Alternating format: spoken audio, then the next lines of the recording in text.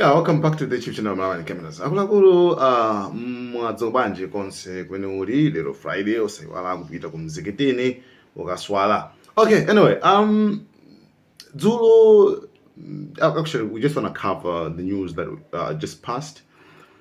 Makamaka zimene mena sitakambe Dzulo. So Dzulo linaliso tsiku langa la 40 limene ndithu dziko la Iran linayika kuti I mean, okay, tsiku lomalizira, right? Kupanga moni kulira maliro a supreme leader komanso ma generals ena onse amene anaphedwa nawo limodzi. So patanayika period of 40 days. So ku Tehran ndithu kunali ndithu ndipito ambiri ndithu kumene ndithu anthu amasanzikana ndi supreme leader Ayatollah Ali Khamenei. So anyway, kunali ndithu ambiri ndithu anali akupanga moni, even so zinapezeka kuti even so kumachalichiso kumachalichiso ndithu, yes, kumachalichiso ndithu iyayi nawonso anakhasa ndi mambo awo ndi kumapangaso moni amene kulira ndithu mtsogoleri amene. Anyway, anali ndi zinthu zingapo ndithu for even panthawi ya Christmas supreme leader Ayatollah Ali Khamenei ndithu amapita ndithu kumanyumba ama Christians, yes, ndipo mitundu yonse kaya amene akusiyana nawo, I mean my beliefs, denominations, okay, patokha kuti sects and denominations, patokha kuti inumuli ngati under one religion, right? Chipembedzo chimodzi, Chikristu, Chiislamu, koma mkalekale muja mmapezeka ma sects and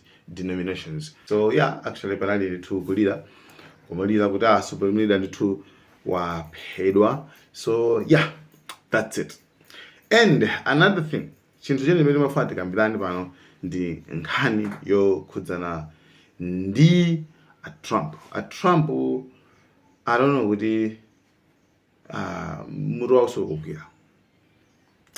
Why am I saying so? Trump mutu waso kugwira. Mutu wa Trump bayalika mufuna amene ndi phone ya Trump awalande. Okay? It's not on. Okay. Pali anthu angapo ambirimbiri amene anavotera Trump. Komanso amene analimbikitsa anthu kuti akavotera Trump. Ena mwayiwo odziwika bwino, ena mwayiwo achina Candace Williams, Candace Williams, nsikana, I mean zimayiwucha. Ndeli ndi achina Tucker Carlson. Millions of Americans sincerely love Donald Trump. They love him in spite of everything they've heard. They love him often in spite of himself. They're not deluded. They know exactly who Trump is. They love him anyway. Whatever else you say about him, Trump is the one guy with an actual shot at becoming president who dissents from Washington's long-standing pointless war agenda. I mean, it's so little. So anthu angapo ndithu anabuza anthu, tiyeni mukamvotera Trump, tiyeni anthu anapita kukamvotera Trump. Then zabaza Trump uja anayamba nokupanga zinthu zopoyira, okay? Zinthu zopoyira kwambiri.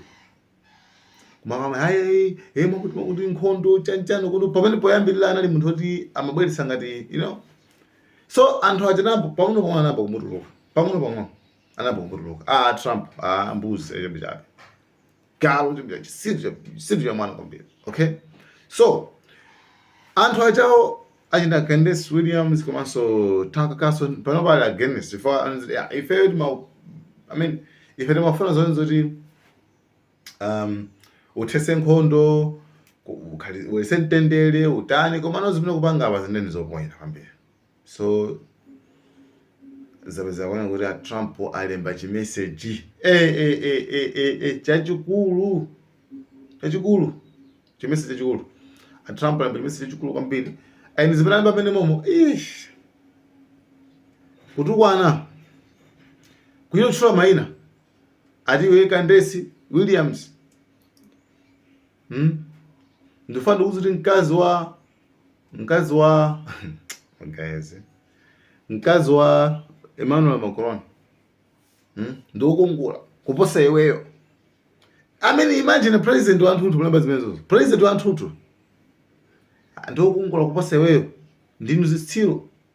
ndine anthu opusa kwambiri ndipo sindingakuyankheni koma bakuyankha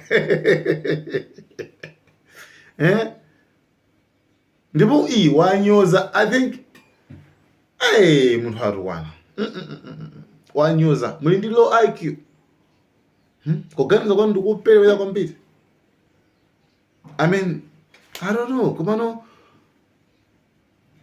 president wanthunthu ene I mean komanso remember kuti anthu amene akuyankhawa wait okay ndikuuze ndimeji anthu amene akuyankhawa anapanga chonchi but okay si anthu nino kuti ndama TV no ali ndi just ma podcast chabe ali ndi ma podcast ali ndi ma page chabe you understand just like imene ili Malawian cameras okay so president wanthunthu tingolekeza president wanthunthu azikabwera nkupanga type kuti Malawian cameras zandi ndopusa kwambiri chisiru kwambiri I mean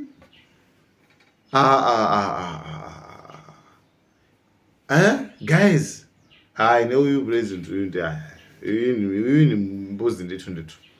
Voted for President Trump. Yes, sir. Why did you vote for him? Because I was an idiot. 80% of the evangelical Christian people were lied to, if you really want to know the truth, and that's exactly what happened. They said criminal, and I believe criminal. Mbuzi ndithu ngalo. So anthu akufunsa kuti kuma president ali bwinobwino kwa munthu wake ukugwira amene ndimafunsa amene ndithu anthu ayamba kufunsa chifukwa anthu aja patopa pasopano I mean anthu amutuluka anthu ambiri ku America akumunena Donald Trump. Are you done with Donald Trump, or could you see a way that you would end up perhaps voting for him? Oh, you can't run again, obviously, but would you support him publicly again? So I want to be clear. I don't regret voting for Donald Trump above Kamala. I think he was the better candidate, certainly a better candidate above Joe Biden. But what I will say is that he's been a chronic disappointment. And I feel embarrassed that I told people to go vote for him because this wasn't going to happen and it is happening. But I just think that the picture of politics in America is going to look very differently because of his actions. So I don't know where we go from here. I really don't. But this is not the candidate that I voted for. Guys, thank you so much. Netanyahu keeps claiming that he fights for the survival of the Jewish people, implying that without him, we wouldn't exist. In reality, the opposite is true.